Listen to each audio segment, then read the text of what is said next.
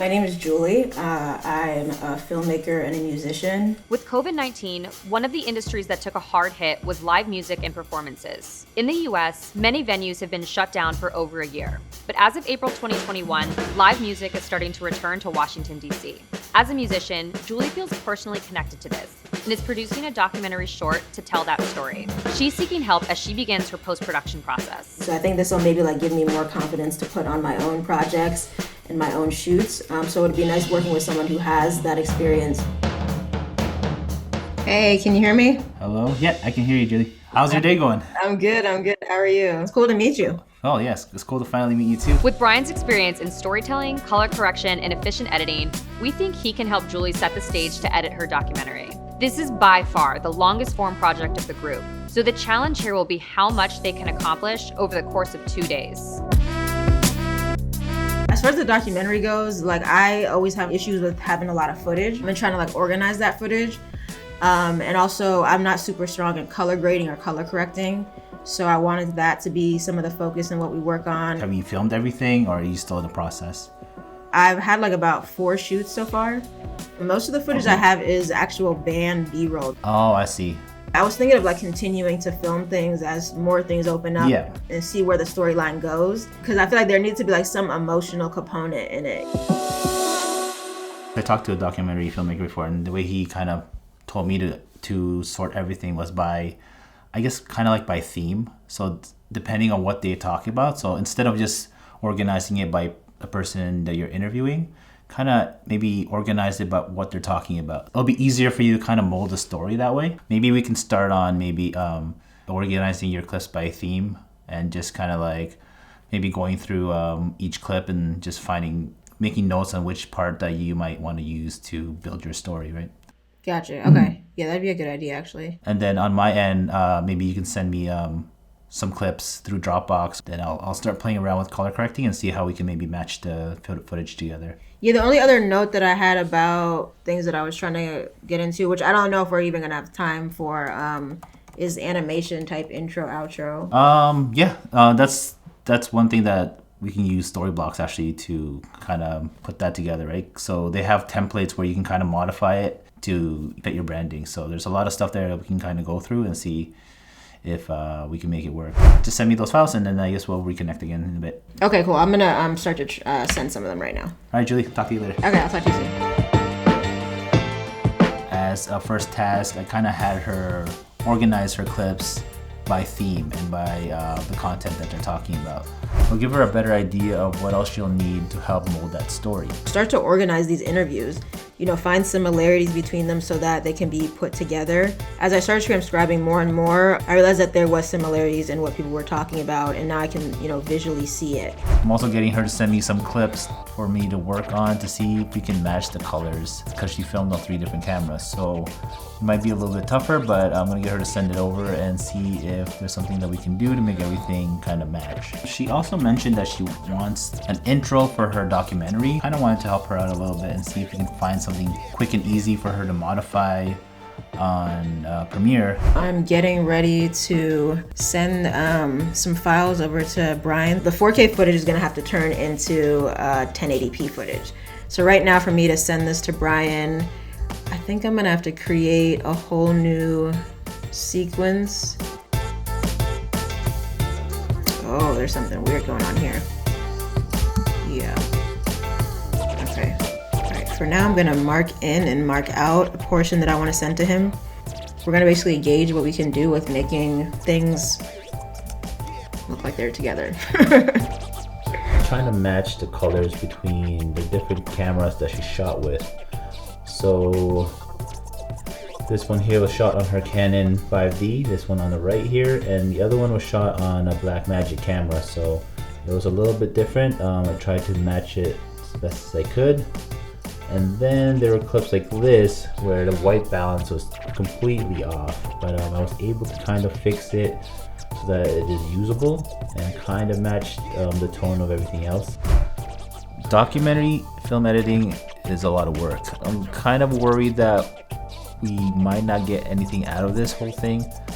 We do have certain tasks that we need to do, but there's nothing kind of set We'll just have to work with what we have and see how I can help her. Hopefully we all learn a thing or two.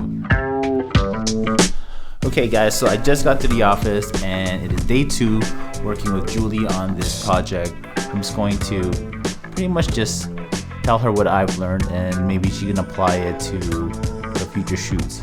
So right now we're having that issue with the fact that like either the lens or the camera settings were anamorphic or something. You see that effect controls? And then if you go to scale, you can change the size there just to kind of fit it. So you just adjust the size. And then pretty much. Yeah, it's just a small amount, so it shouldn't degrade the quality at all, so it should be fine. So I just had an hour-long call with Julie there on Zoom. She still has a lot of stuff to do. I think the main challenge was to kind of help her organize her clips. I've written down like these transcription notes and like the best soundbite, and then some of the notes of like how it applies to someone else's interview. And I guess the main thing is kind of like making sure that, like I said, like your structure's all set. Like you have an intro, the main conflict in the video, the climax, and then the resolution, right? So fill those in. Like those are kind of like the main components of a documentary. I figured out a lot of new things about Premiere. I realized that a lot of what I've been doing has been like editing at a caveman level because there's so many faster ways to do what I've been doing. And also we're getting into color correction and color grading. So I just changed the contrast a little bit. I didn't have to change the temperature or anything because this particular clip, I like the way you shot it, I think is perfect. It was the other ones, like this one here, where we had to kind of like play around with it. I learned a lot of my documentary stuff through Mark Bone.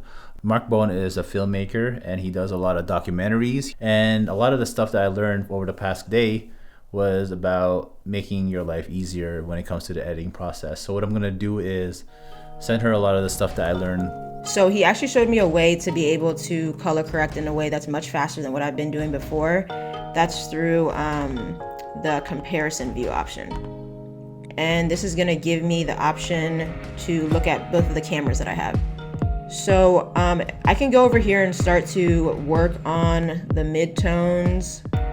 I'm still learning a lot about documentary filmmaking, so just doing the research and looking into these things is really fun for me. Hopefully I'm able to gather a lot of resources and assets that I can pass on to Julie. I talked to Bryan about how I would love to have some animations for my production company logo. So this is one of the animations that I'm interested in. It's a glitch logo transition. So Julie sent me this template that she found on Storyblocks that she really likes. All I really had to do was change the text in After Effects, which is another program that I'm not too familiar with, but it was pretty easy. I was able to just change it to her production name, and it looks pretty good. I'm gonna have to take a look at it now after it renders and exports.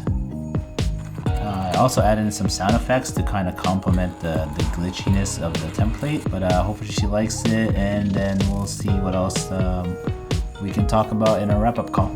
Do you have any other questions regarding like organizing or other stuff that we've been talking about in the last 2 days? Some of the stuff you showed me was like mind-blowing because I've been just going slowly. Yeah. I'm glad, actually. I was glad because I wasn't sure if it was going to be helpful at all because, like I said, I'm still trying to relearn a lot of the stuff too, like learn about documentary filmmaking, so I'm glad it helped you out a little bit.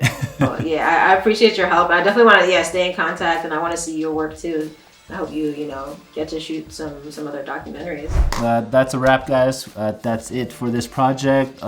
Really excited to see how everything comes together. Maybe in the future I'll get to work on another documentary with Julie. We'll see how this one goes, and hopefully it comes out awesome.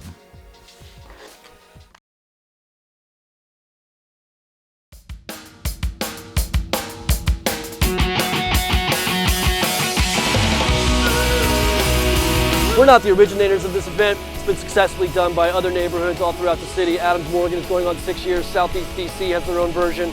Rhode Island Avenue Northeast has a version. I think that's it. So we're like number 6. Debuting this event post-COVID, during COVID, I should say,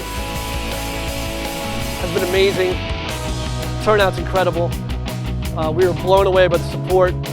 62 host locations, 95 bands, a 1.5 mile radius over the course of 4 hours.